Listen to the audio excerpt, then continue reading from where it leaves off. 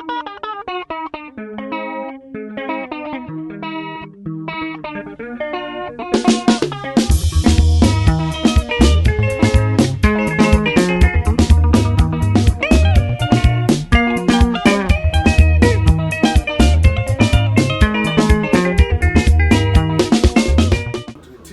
of my prison cell this late night, and they throw me into the road with no one. And initially I suspected that the attack forces might come and try to play fun with me. But with the way how they have hardened myself in prison, I didn't care. I said I will stand at in the midst of the road to see whoever would want to come and do anything to me can come. Yeah, so I think basically as soon as you get some rest, we are going to try to arrange that you go around meeting people across the country. Very true. Yeah, so very true. I think let me have some time to rest, and then the organizing secretary will meet and see how we are going to move throughout Zimbabwe to thank them. We are not going out to go and see people. We are going out to go and thank the people of Zimbabwe for the great solidarity that they gave me during the period of my incarceration. Zimbabweans have been wonderful, both in Zimbabwe and those in diaspora. They stood with me through and through, and we must thank them. They must physically see me. That man whom they were crying, that God should intervene, is out. And also to reassure them that no matter the amount of persecution I can go through, I am prepared to suffer any consequences for the good of my country. I love this country so much. I have got so much love for the people of Zimbabwe that I am prepared to pay any price in defense of democracy, good governance, human rights, and the happiness of our people.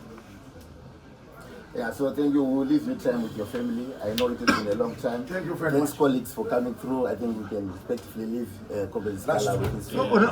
Honorable, I just wanted to ask my brother. We'll come back.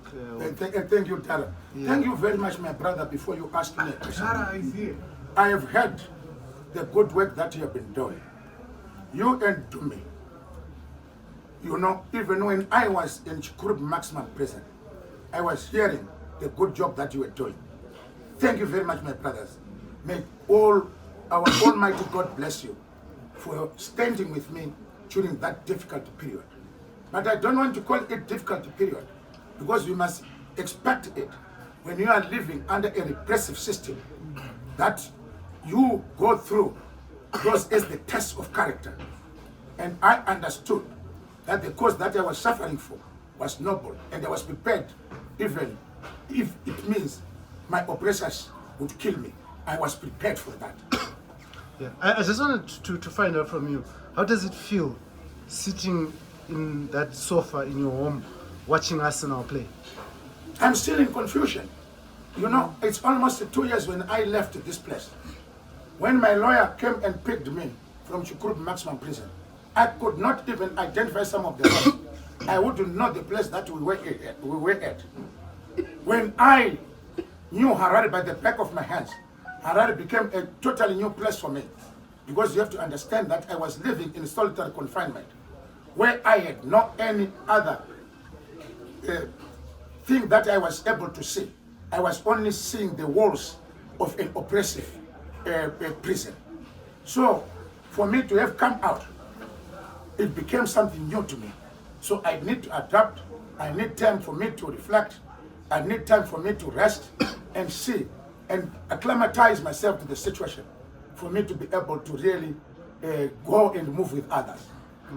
So I spoke to Jacob Ngarivume, and he spoke about the conditions that you're living in. Maybe if you can just paint for us the conditions. Yeah, I have already mentioned them when one of your colleagues who came earlier asked me about that question.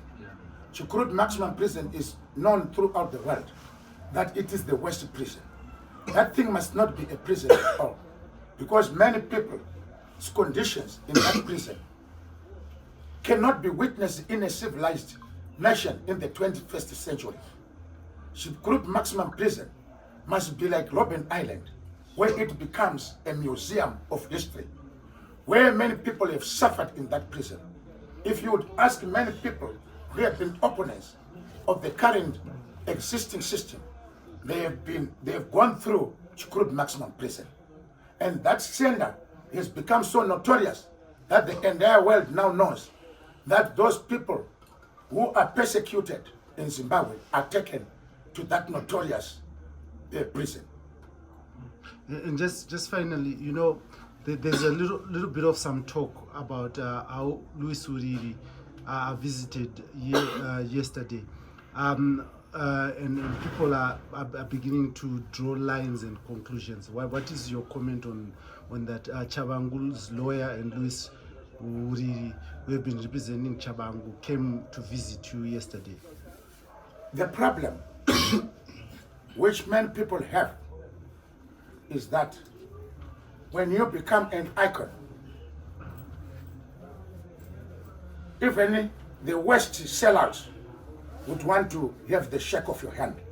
If you remember, when Nelson Mandela left Robben Island, the most sellout of all times, Mangosuthu Kachaputalash, craved to shake the hand of Nelson Mandela. Nelson Mandela did not turn his hand back, but he just stretched his hand and greeted him. So, you should also expect people who are involved in issues that have raised a lot of questions, anxiety, and also a lot of many cries in the nation would come and greet you. They would try to associate themselves with the conscience of the people so that they might also arrogate to themselves the iconic nature of the person whom they are greeting. So I read it from that angle, that these people wanted to cleanse their own mercy by coming to me. I was shocked. The only person who had to tell me that someone who was working spectacles was Tshabangu's lawyer. I was told it by Fred Masarev, who told you, did you see that person who came and greeted you? Tshabangu's lawyer. I don't even know him. Yeah, but as a man of the people, when they come to greet you, you accept their hands. But whatever their intentions was, they should know that I am a very difficult character. That's why their masters had to take me in prison for 2 years. Yes. Am I allowed to shake your hand?